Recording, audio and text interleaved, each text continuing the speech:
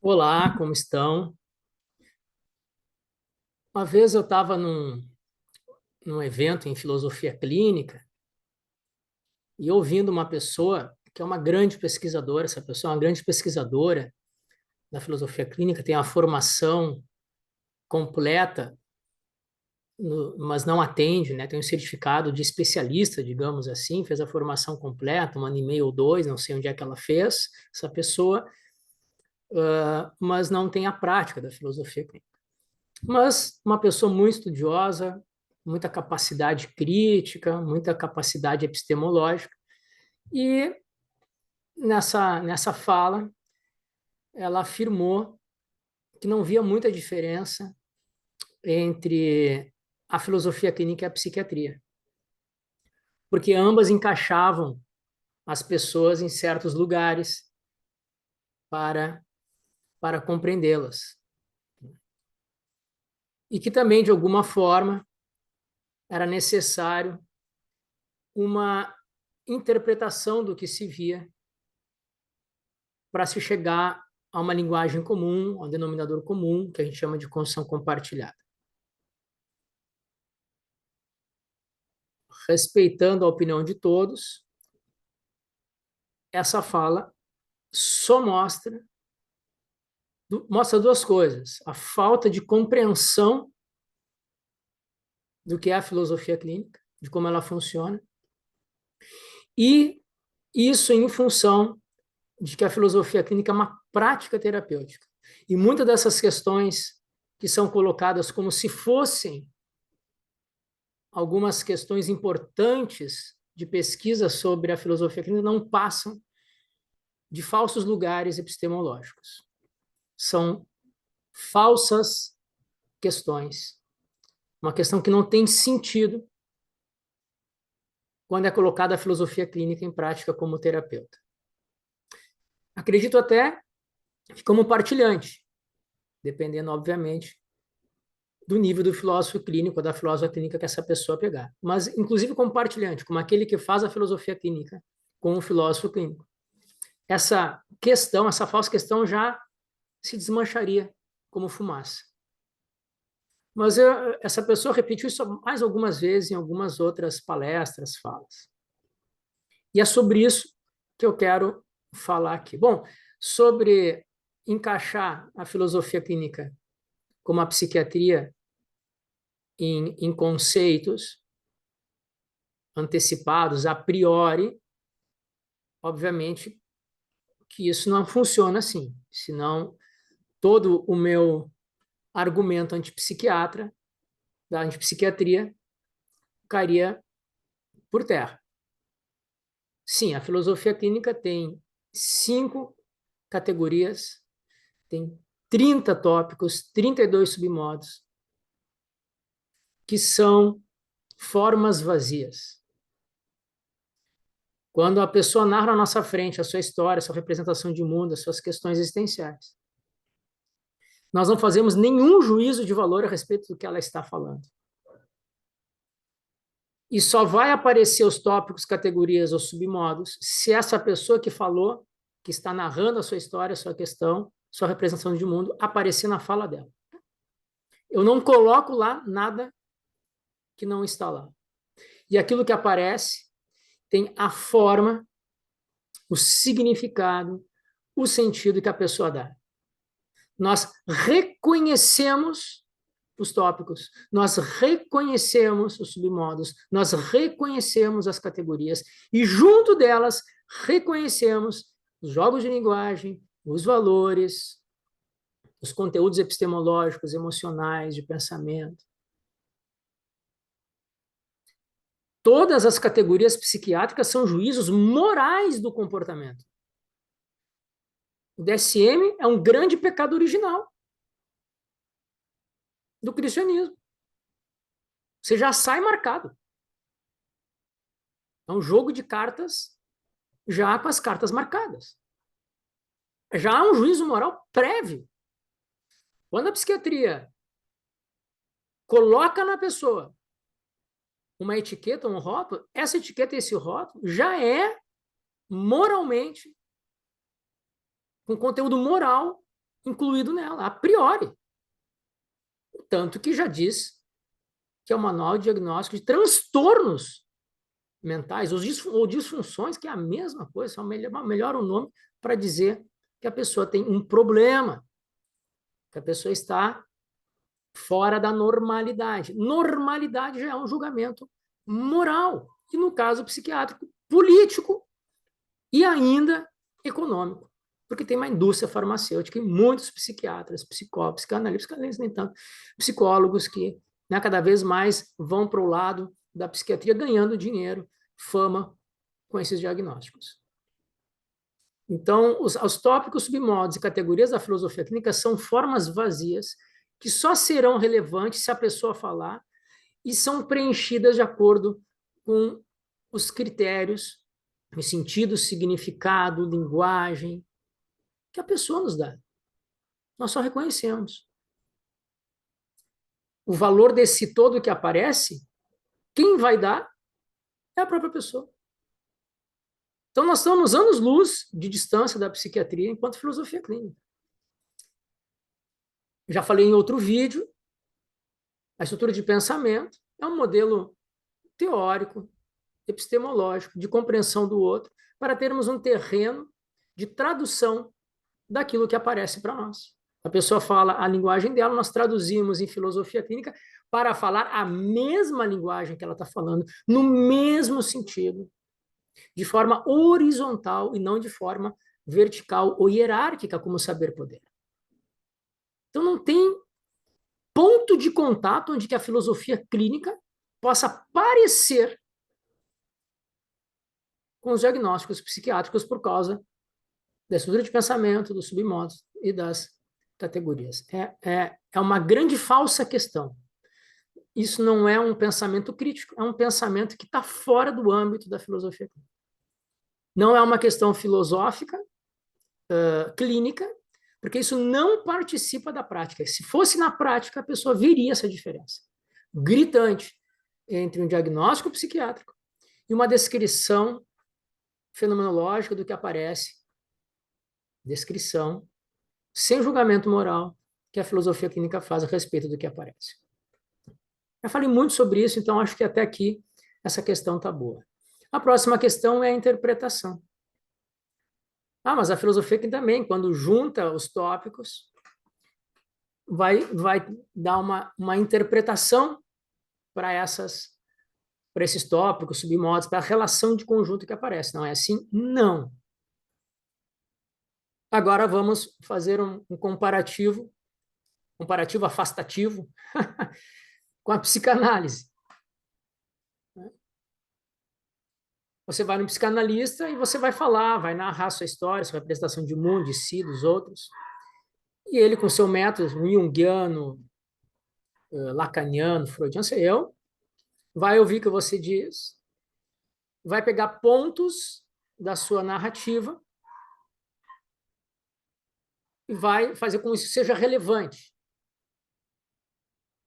Então, você fala 50 minutos, e a pessoa viu 5, 6, 7, 8 pontos relevantes, circunstanciais na sua fala, e através da teoria que ela tem por trás, ela, a psicanalista vai fazer a ligação desses pontos de acordo com a sua interpretação da teoria que ela está sendo apoiada epistemologicamente. Quem faz a ligação dos pontos daquilo que é relevante na sua história, quem acha que é relevante na sua narrativa é o psicanalista ou a psicanalista. Quem faz a ligação dos pontos da sua narrativa é o psicanalista ou a psicanalista. Quem interpreta essa ligação é o psicanalista. Ele faz tudo. Então, é como se a narrativa trouxesse não o sentido que você dá, o significado que você dá, a interpretação que você dá de você mesmo, mas trouxesse símbolos e essa simbologia ela carrega já um significado que não está exatamente ali naquele símbolo. Então, uma palavra, um gesto, um comportamento, para um psicanalista, é um símbolo. E um símbolo carrega um significado que não está no símbolo. Por exemplo, um semáforo, um sinal de trânsito. Quando acende a luz vermelha, esse símbolo significa, tem um sentido, carrega um sentido e significado que é para quem está de carro parar. A luz verde carrega o sentido e significado de quem está de carro na pista. Pode andar. Mas esse significado, esse sentido, não está no símbolo. Não está na luz vermelha. Nem na luz verde, nem na luz amarela. Mas a interpretação que se convencionou dá isso. Esse símbolo carrega um significado que não está nele, mas que foi convencionado de assim ser. É o que acontece com a narrativa quando você está frente a um psicanalista. As suas palavras são símbolos que carregam significados que só o terapeuta, psicanalista, sabe decifrar para você. Porque ele sabe ler o inconsciente, porque ele sabe ler os arquétipos, porque ele tem uma visão que você não tem. Você é um pobre coitado, cheio de máscaras, que vive numa bolha, numa concha, e graças às teorias de psicanalistas fantásticos, nas quais o seu psicanalista estuda, ele consegue ele mesmo dizer o que é relevante na sua história, na sua narrativa, juntar isso do jeito que ele quer, interpretar da maneira que ele quer ou que a teoria dele tem. É quase como se fosse um adivinho, um místico que sabe ler sinais que ninguém mais sabe ler. A psicanálise, para mim, ela está muito próxima de um trabalho místico, de interpretação de sinais obscuros, heraclitianos, que se escondem. E como um psicanalista tem socialmente essa validação de especialista, quem vai ir contra uma interpretação psicanalítica? E pode ser muito por isso que as psicanálises durem anos, porque elas não dão autonomia para você. Você precisa do psicanalista para interpretar aquilo que você é incapaz de ver por você mesmo. Então, se de repente eu tenho que ter uma grande decisão na minha vida, eu não posso tomar sozinho, né? A psicanálise já disse isso. Eu tenho que chegar lá e eu tive um sonho, interpreta para mim, está acontecendo isso, interpreta para mim. Ah, legal, na próxima vez é uma outra interpretação, porque só os especialistas que leem as fumaças que vêm das profundezas da Terra e as entranhas dos animais, como em Delfos, conseguem ter essa visão quase mística daquilo que está acontecendo no real. Então, essa é uma visão psicanalítica. Sabe aqueles desenhos antigamente que vinham nos gibis, de ligar os pontinhos? Ligue os pontinhos e dê uma figura que a gente fazia quando era criança, só que ali os pontinhos já estavam em ordem, a gente só ia ligando. É isso, a psicanálise vai pegar os pontos e vai fazer a ligação, só que na ordem que ela quiser, que o terapeuta quiser, que a teoria que o terapeuta está interpretando. Você é só ali um depositário de símbolos que você não tem a mínima ideia do que você tem, do que você é. Completamente diferente da filosofia clínica. Mas já começa que a filosofia clínica é descritiva e não interpretativa. Porque interpretação é isso, é atribuir sentido a algo, a um símbolo. Quem vai atribuir sentido e significado à vida do outro? Eu? Eu, terapeuta? Filósofo clínico, vou dizer, não, mas o que você está querendo dizer? Sou eu que vou. De onde é que eu tenho esse poder? Não, a filosofia clínica não trabalha com essa perspectiva de interpretação, mas com a descrição. Também, nós, nesse sentido, vamos perceber os tópicos relevantes, as circunstâncias históricas relevantes, os submodos relevantes, as categorias relevantes. Elas vão aparecer para o filósofo clínico que tem uma escuta apurada. Sim, também vão aparecer. Mas só que, aqui a nossa grande diferença, esses sinais, esses pontos já vêm entrelaçados entre eles, pronto para nós só temos que reconhecer como é que eles são. Nós não temos que fazer nenhuma ligação interpretativa. Eu estou muito aflito, angustiado, meu querido filósofo ou filósofa clínica, estou muito angustiado, porque anos e anos fazendo projetos profissionais, agora tem uma grande oportunidade de seguir o meu sonho, projeto profissional, só que é num outro país, e isso está me deixando angustiado, porque eu tenho uma afeição muito grande pela minha família, pelos meus amigos, eu tenho um filho, uma filha, que não vai poder ir junto, que estuda, está em adolescência, isso está me gerando noites sem sono, dor de cabeça, enxaqueca, somatizei. Nessa pequena narrativa, o filósofo clínico vai perceber tudo que vem já como um todo interligado. Busca, um projeto, emoções, angústia,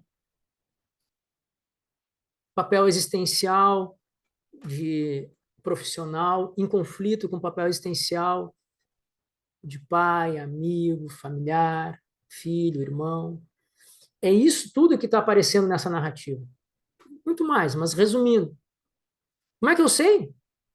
Porque eu ouço. E isso vem pronto. Eu só tenho que reconhecer e tentar descrever na conversa de construção compartilhada exatamente isso que eu estou percebendo. Para poder fazer um nivelamento epistemológico. Não, é isso mesmo, você compreendeu mesmo o que está acontecendo comigo. A pessoa vai falar uma coisa, nós vamos traduzir em termos de filosofia clínica, devolver para ela essa tradução nas palavras dela, tentar validar, ela que nos valida, não somos nós que validamos o partilhante. O partilhante vai nos validar, não, é isso aí. Bom, então agora nós podemos conversar, estamos sobre o mesmo chão, o mesmo horizonte. Podemos andar, conversar, fazer uma construção compartilhada. A gente vai perceber os pontos relevantes, os tópicos relevantes, como eu falei agora, falei só em tópicos relevantes. Poder botar lugar aí, então, como categoria, uma categoria relevante. Por que é lugar? Porque a pessoa falou. Por que a busca tem conflito com o papel existencial? Porque ela falou assim. Por que a emoção tem a ver com conflito com papéis existenciais? Porque ela disse. Eu só reconheço através do meu ouvido. O ouvido aqui, do rosto, e não meu ouvido em ideias complexas, tentando decifrar uma teoria que não sei quem disse que é assim. Então é completamente diferente uma filosofia clínica de uma psicanálise. Filosofia clínica é no chão. É aqui junto do partilhante. Compreendendo o significado, sentindo o horizonte existencial, representação de mundo, que ele nos faz, obviamente, que a partir de um modelo estruturalista, epistemológico, para dar conta da compreensão do singular. Não para interpretar, não para diagnosticar se está certo ou errado, para fazer ligações quase místicas a respeito desses pontinhos que aparecem. Não sou eu que digo que é relevante. É o partilhante, é a fala dele. Não são símbolos que carregam coisas que só eu sei decifrar. Um saber poder Foucaultiano, de validação do que é verdadeiro. A verdade está em mim. Isso é quase religioso. A psicanálise tem muito esse aspecto fora do real. Né? Não é nem abstrato, é mais do que abstrato. Abstrato a filosofia clínica é. Por quê? Porque nós estamos aqui na epistemologia, na nossa reflexão enquanto filósofos clínicos, com a metodologia, e temos que fazer essa ligação entre nossa metodologia e o que a pessoa fala. Mas está tudo aqui, desse horizonte. No mundo da vida, no mundo da linguagem que a pessoa fala, no sentido e significado que ela nos dá. Então, não tem ponto de encontro. Nem botando a mãozinha na frente, assim, tentando enxergar, a gente consegue ter uma aproximação com a psiquiatria ou com a psicanálise. Filosofia clínica é uma metaterapia nesse sentido. Está completamente fora do quadro conceitual, epistemológico, valorativo, de percepção de mundo das pessoas, das outras terapias, as psis também com seus perfis,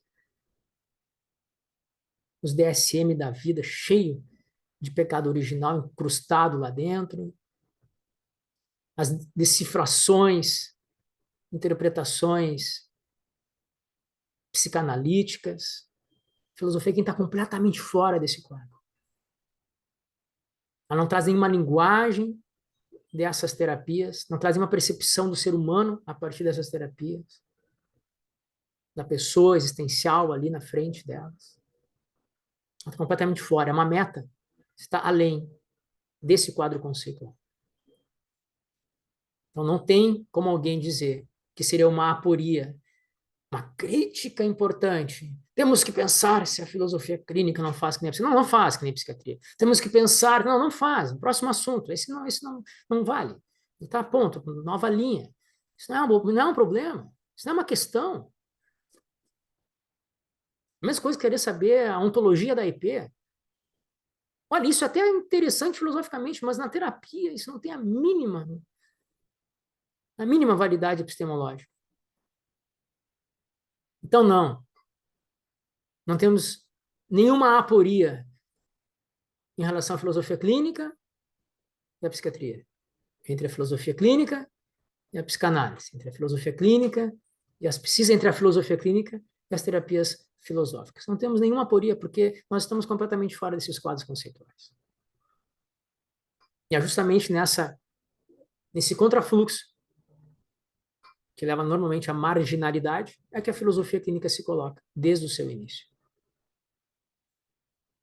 Marginalidade não quer dizer que não tenhamos já capilaridade, né? O Brasil está cheio de filósofos clínicos em várias formações. Muitos atuando em várias áreas das relações humanas, terapêuticas. Muito bem, esse é o recado de hoje sobre a filosofia clínica. Quem gostou do vídeo, por favor, compartilhe, dê like, comente, ajuda o YouTube, o algoritmo do YouTube a passar a mensagem da filosofia clínica mais adiante. Sugestões, comentários de assuntos, por favor, só coloquem lá nos comentários do YouTube e assim que possível eu faço mais vídeos respondendo a eles. Muito obrigado e até o próximo vídeo.